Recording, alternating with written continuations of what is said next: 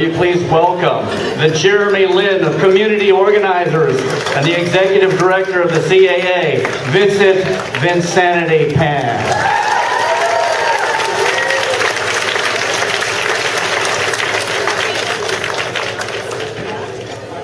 Thank you, Alan. You know, Alan was the MC for our dinner last year. And after the sticky rice dish, he was the most popular thing that we did. So we're glad to have him back. I know everyone's enjoying their food, but I just wanted to say a few words about why tonight is so special. You know, since joining CAA, there's been one campaign that's been near and dear to my heart. It's a campaign that began decades ago to bring educational equity to San Francisco Chinatown. So generations of immigrant students could have equal access to higher education and learn job skills in English and prepare for lives as new Americans. It's a campaign that required 3 bond measures, inspired tens of thousands to participate in democracy, and overcame unscrupulous lawsuits and high-priced lobbyists. It's a campaign that brought this community together to rally awareness and raise funds, to protest and petition, to educate and enlighten. You know, I've talked about this campaign at every address since I've started at CAA, so it's very special tonight to be concluding it by announcing that together, all of us will be opening the doors to the new permanent Chinatown North Beach campus of City College of San Francisco this fall. Please give yourselves a round of applause. Now, the campus is going to enroll 6,000 to 7,000 students a year, and will provide them educational advancement and survival skills. But it will also offer a story and a symbol of what it means to struggle for progress. There will be some who seek to rewrite the history of the campus and to suggest that the opposing elected officials and others weren't really opposed. They will want to sanitize the story of how our campus came to be. But in my view, nothing could be a greater mistake. Because the element of struggle is central to the story of progress for our community and to the broader narrative of civil rights. And it is this struggle that connects us with all those who have been kept out or left behind, and all those who seek a world that works for everyone. Everyone. It is this struggle that instructs us that social change does not come without effort, without commitment, or without sacrifice.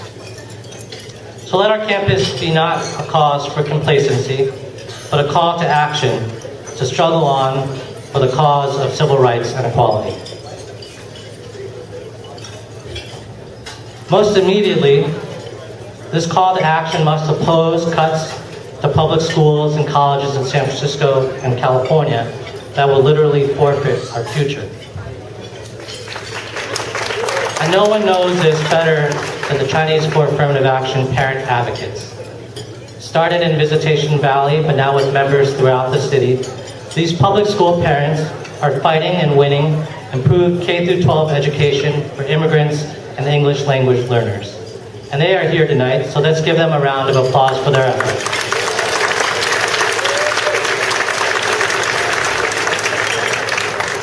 Their work with limited English proficient residents is admirable, but it is not unique.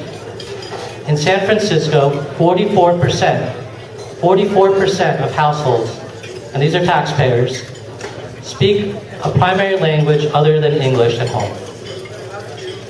And yet, what percent of our city budget do you think goes to language services? 10%?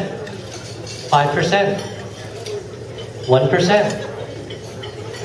In a city where 44% of our households speak a language other than English at home, disgracefully, this city spends less than 0.1% of its budget on language services. And this explains the stories that come to CAA. The child in the hospital, forced to draw pictures to communicate her pain or hunger. the crime victim unable to communicate with the patrol officer to catch the assailant right around the corner, the lack of basic assistance in City Hall to help English language learners find their elected representatives. A government by the people, of the people, and for the people must fully communicate with its people. And starting with this new budget, it must put its money where its mouth is to make this happen. This campaign for language access, and there are many elected officials here and those who seek elected office, is just one example of many efforts underway at CAA. But it is important to know that our struggle and our work is one movement with many fronts.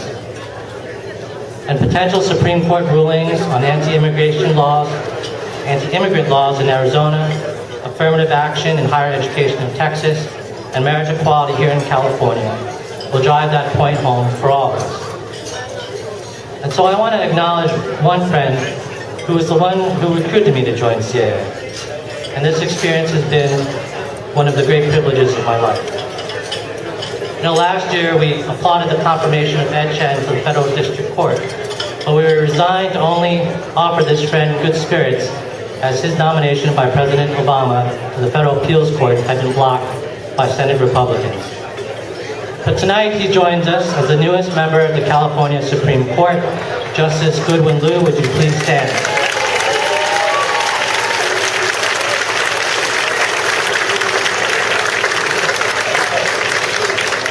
These upcoming Supreme Court cases remind us that the role of a diverse and reflective judiciary has never been more important. So Goodwin, or I should say Justice Liu, hurry up and get on there. Last, in closing, I would be remiss if I did not acknowledge one of our dear friends who is not with us tonight. May Louie, who we honored with her husband Sinclair at our 40th anniversary, passed away earlier this year. And the last time I saw May, she said, "Vince, I think you're the youngest person I know," which struck me because she was the youngest person I knew, not measured by years, but by her love of life and the openness of her heart. Many times we discussed the discrimination she had overcome in her life and how she had persevered with tenacity and grace. And it was so clear that not only was she ahead of her times, she was better than them. And she understood the world was changing, and more importantly, she understood that she could change the world. And so she did. And so can we all, and so we must. And so thank you for being here tonight, and thank you for celebrating justice. Thank you.